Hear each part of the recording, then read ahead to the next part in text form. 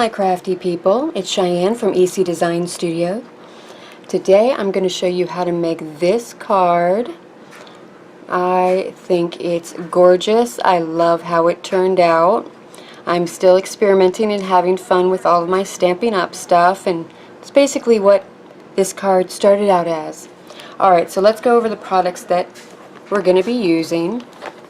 Alright, we've got the gorgeous Grunge stamp set, and we're going to be using this splatter, the big splatter, and the little bitty splatter. And then we've got our sentiment from Happy Happenings. Say that 3 times fast. I'm going to be using this thank you. And the In This World stamp set. I love this stamp set. And we're going to be using this butterfly right here. Okay, you're also going to need Whisper White card base, 8.5 by 11 sheet of paper, cut at 5.5, and then scored at 4 1/4, and that'll give you your standard A2 size card. Alright, we're also going to need a piece of Flirty Flamingo cardstock, and this is cut at 3.5 by 4 inches. And I'm going to assemble this on a card front and then attach the whole thing to the base.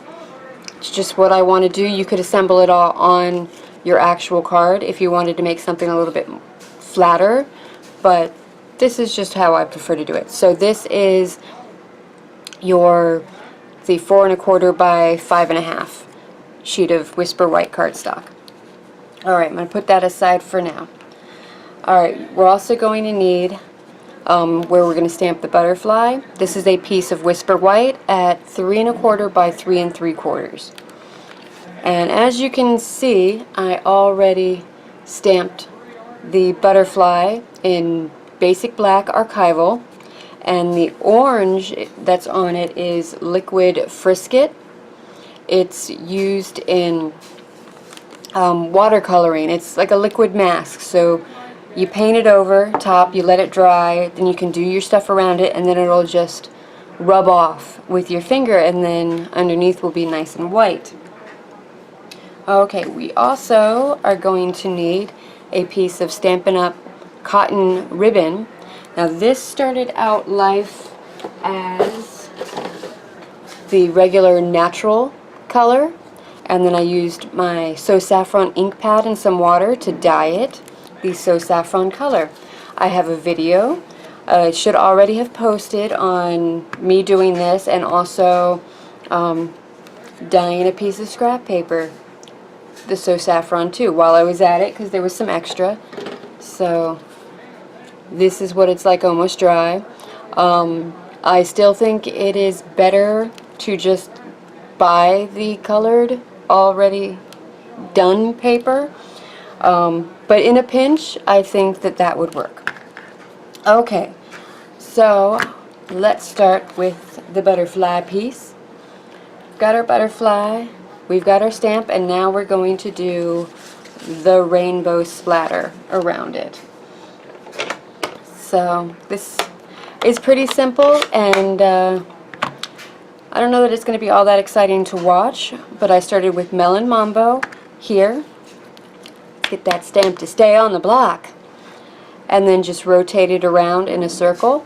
So I'm going to go ahead and do that, and then the colors that I'm using are the Melon Mambo, Real Red, Tangerine Tango, Daffodil Delight, Emerald Envy, Pacific Point, and Rich Razzleberry, oh, and Sweet Sugarplum for this splatter. So I'm going to go ahead and do all that, speed it up, and then I'll get back to you when it's time to do the next step.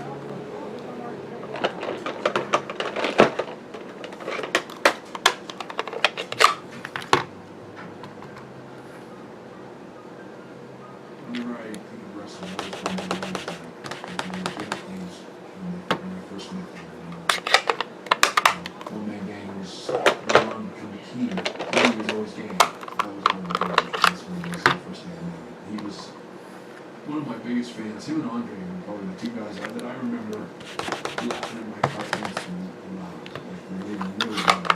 One Man Gang was pretty cool guy to be reading a paper back then, because he no longer monster-looking guy that he was, he was well read and everything, and kind of polished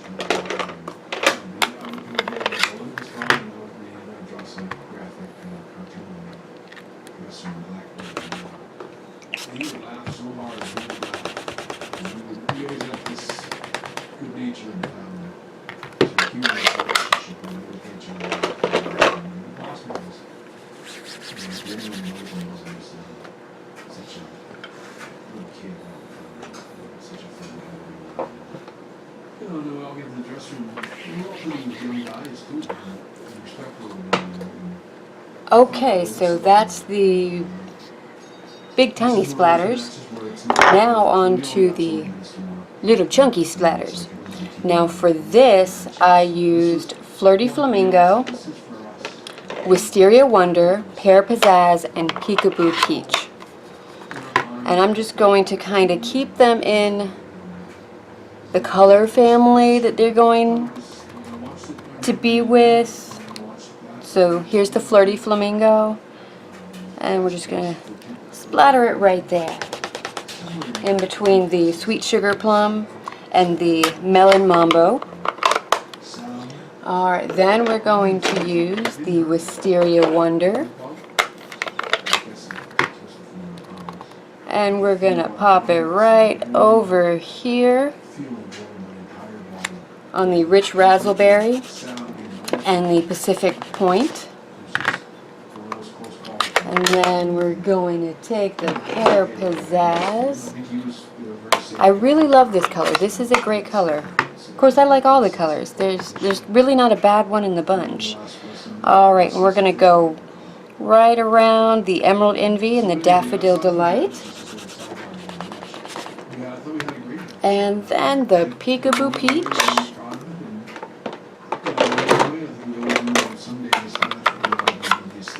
And this is going to go between the Real Red and the Tangerine Tango. And just like that, we have rainbow paint splatters. Now this is not something that you can mimic with regular paint. There's no way that you can splatter it just like that. So I love the predictability of the stamp set. The splatters are going to go right where I want them to and nowhere else. Alright, so I'm just going to make sure everything's dry before I try to smoosh off the frisket. So alright, all you're going to do is just rub your finger over it and it will start to come up. Now when you're putting the liquid frisket on, you do want to make sure there's a decent coat over it. If it's not thick enough, then it's the ink is going to stain through it. And if you have ink on your finger as you're wiping it off, it's going to start to stain it too. You don't have to do this. You can mask it off one of the more traditional ways. You can fussy cut around, stamp it onto a post-it note, fussy cut around it. This is just how I like to do it. I do a lot of watercolor, so having the frisket available is it's natural to me. Alright, so there we go. And that's how that looks. Okay, now I'm going to take a corner rounder. Stampin' Up does have a corner rounder, but I don't have it yet, so I'm just going to use the one that I've got hanging around that every good paper crafter should have. And that just gives it a little bit more of a polished look. Now we're going to take take a Wink of Stella pen. So this one's in gold. I am really enjoying these pens. You shake them up, pop them open, and they've got a little brush tip on it that may or may not focus on. Alright, and inside is like a liquid glitter. It's wonderful. So just gonna paint that on. So the gold's gonna go on the head and the body of the butterfly, and then we've got clear, and I'm just gonna pop this over the wings. If you wanted to, you could color the butterfly whatever you wanted, but I figured that since the background is so colorful, I'm just gonna keep it like this. A little bit of shimmer. I almost feel like it pops more. I did one sample where I did color the butterfly, and it was nice, but I kind of felt like it just all kind of blended in and started disappearing. You know what I do want to try? I'm going to take some of the gold and I'm just going to put it around the edge wing of the butterfly. Just 'cause. Why not? It's all about fun, experimenting, and coloring is supposed to be very therapeutic and relaxing. Highly recommend it. I do Zentangles too, where that's just you're doodling in an artistic manner, and yeah, that's very relaxing for me. So if you're not inclined to do the Zentangles, then get a coloring book. They're all around. Alright, so that's what it is. Ooh, look at that shimmer. Alright, so we're done with that piece. We'll set it aside to dry. I'm going to clean ink off my hands. Baby wipes are a wonderful craft tool. I thought that once my son was out of diapers, I wouldn't have to get baby wipes anymore, but he's going to be 12 at the end of August, and I'm still buying baby wipes. Oh, they're that good. Oh, I'm going to slightly position everything so I can get my Stampin' right. Alright, so we've got the thank you. Oh, the Stampin' Up blocks, by the way, are fantastic. Totally worth investing in. You'll have them forever. They're thicker in diameter than regular blocks, but they have this ridge, and they're just really sturdy and really easy to stamp with. I think it makes a world of difference. Alright, so we've got the archival basic black again. Gonna ink up the thank you and just stamp it down. Go straight down, apply some firm pressure, pop it up, and there we go. And we are almost done with this card. This might be one of the simplest cards that I've done so far. Don't tend to do a whole lot of simple.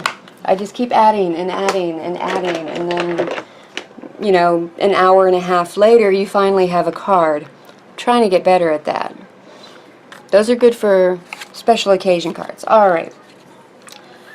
So now I'm going to apply this, my butterfly, to the Flirty Flamingo. And I'm going to use my snail adhesive. Get that on there. Get back in the frame. Find it's kind of important to work in frame when you're filming videos for other people to watch. Alright, this we're going to end up attaching with dimensionals, so let's go ahead and pop some dimensionals on the back of this.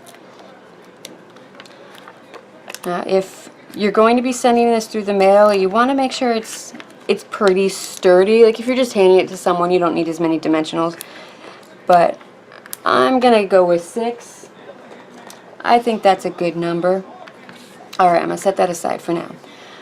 Alright, we're going to take our ribbon, place it across where you want it, grab 2 pieces of regular old tape, because this should not be too difficult. And you're just going to pop the tape on the back, and that is how you're going to adhere your ribbon to your card.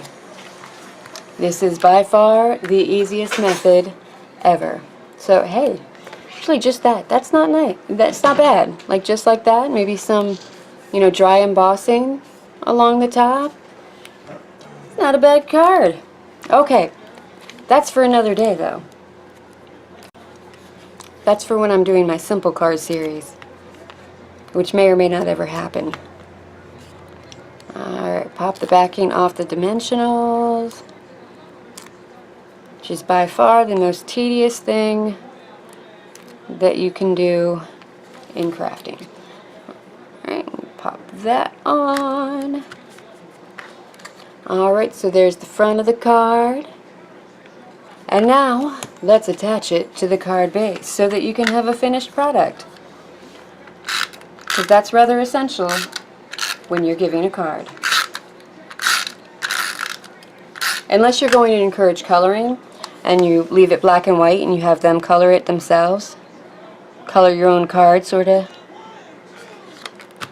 thing. I wonder if that is a thing. Don't steal that idea, it's mine. Okay, so here we go. A nice finished card. You can stamp whatever sentiment you want or just leave it blank for your handwritten note. And then you have your thank you. Alright, that's it for today. Thank you so much for watching. All the details will be in the description bar. Feel free to visit my blog where there's going to be even more information, ecdesignstudio.com.